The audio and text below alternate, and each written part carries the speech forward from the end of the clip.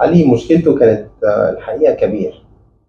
هو مرض مناعي نادر جدا جدا جدا، بيصيب العين والمخ والأذن الداخلية بسبب فقد في النظر وفقد في السمع. التواصل الحقيقة عنده معدوم، عندنا عدامة شديدة على القرنية في عينين الاثنين، زائد مياه بيضاء متليفة جوه العين وانسقاط شديدة، مفيش سمع كمان. التواصل للأسف كان معدوم لمدة سنين طويلة. الخطة العلاجية كانت تشمل هل عندنا أمل ولا لا. الأمل الأولاني بيشمل رسم للعصب والشبكية، ولقينا إن في أمل، لسه العصب والشبكية شغالين، يبقى عندنا أمل في النظر. ابتدينا، والحقيقة الأهل ساعدونا جدا في النقطة دي، إن يكون عندنا مراحل متعددة للعلاج. المرحلة الأولى كانت إزالة العتمات السطحية العقرانية والتكلسات، وده عن طريق أي كيميائي مواد معينة قدرت إن هي تشيل التكلسات الموجودة والقرنية ترجع تاني شفافة. ثم لجأنا للمرحلة الثانية بعدها حوالي 3 أسابيع أو شهر، وهي إزالة المياه البيضاء. وما كانتش مياه بيضاء عادية، كانت مياه بيضاء متليفة شديد، زائد التصاقات شديدة جوه العين. شلناها، نظفناها، ثم عالجنا الضغط العالي اللي كان موجود. الحمد لله احنا تقريبا خلصنا شغلنا بقالنا شهر. النهارده بنعمل نظارة، شايفين البيت، شايفين العلامات، قادرين ان احنا نتواصل. بدا حتى انتوا قلتوا لي ان هو بدا يستعيد بعض الكلمات اللي كان يقولها لكم وهو لسه طفل في الحضانه، يقول دي ساعه وده كرسي وهكذا. الحمد لله.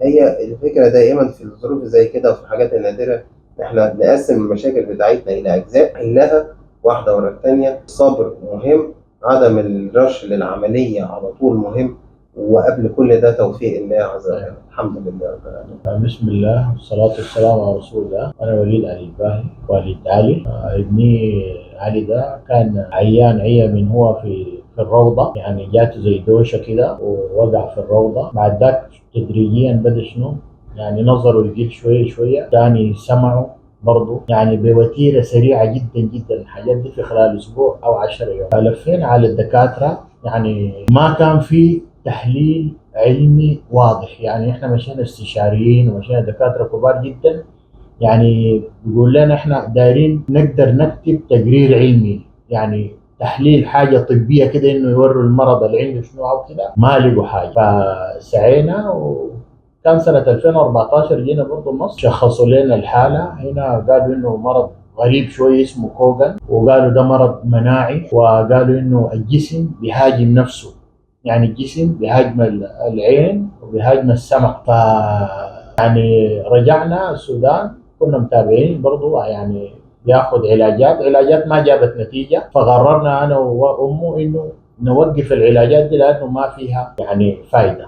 جينا هنا للدكتور هشام، ربنا يديه العافية يعني ويحفظه، يعني حلل المرض بتاعه، يعني قسم العلاج ذاته لمراحل. نحن بفضل الله سبحانه وتعالى، يعني دكتور هشام ربنا يجزيه خير، يعني ما كنا حاطين انه علي ده يتعالج، لانه مرضه غريب ومعقد في نفس الوقت، يعني ما مرض طبيعي. يعني اغلب الدكاتره اللي احنا بنمشي لهم ما بيلقوا سبب طبي وعلمي او تحليل علمي يقدروا يفسروا لنا انه علي ده بالضبط عنده. بفضل الله سبحانه وتعالى، ودكتور هشام ربنا يجزيه الف خير، يعني ويكرمه ووفقه في حياته كلها ان شاء الله. يعني جينا هنا عمل له العملية الأولى بالنسبة للعيون وقدر يحلل المرض، والمرحلة الثانية عملنا له عملية في العين اللي كان فيها موية بيضاء وفيها غشاوة وكده ما بشوف بها خالص. والآن بفضل الله سبحانه وتعالى دكتور هشام ربنا يجزيه خير إن شاء الله ويوفقه ويسعده. يعني علي ابني الحمد لله بفضل الله هسه عينه الشمال بيشوف، توازنه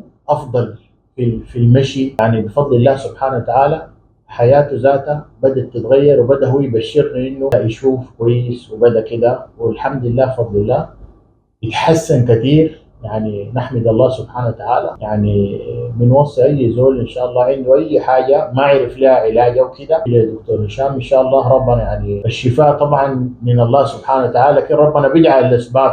دكتور هشام دكتور ما شاء الله شاطر، وربنا يعني ان شاء الله يشفي الجميع ويعني يصلح الاحوال. طبعا بالنسبه للعمليه بتاعت المويه البيضاء، هي طبعا يعني كل الاطباء بيشوفوا انها عمليه بسيطه جدا. فمع حالة علي يعني كان كثير من الأطباء بيقولوا لنا مستحيل يعني إنه نعمل عملية للموية البيضاء. فالحمد لله يعني لما جينا قابلنا دكتور هشام يعني شرح لنا الوضع. طبعا الوضع شوية معقد، يعني ما عملية بسيطة يعني بتاعت الموية، عنده مشاكل ثانية يعني في العين خلاف الموية. فالحمد لله ربنا يعني أكرمنا ووفق دكتور هشام يعني وعمل العمليه الحمد لله ونجحت المويه، لكن كان كل الاطباء كلنا ما في طريقه يعني، فالحمد لله.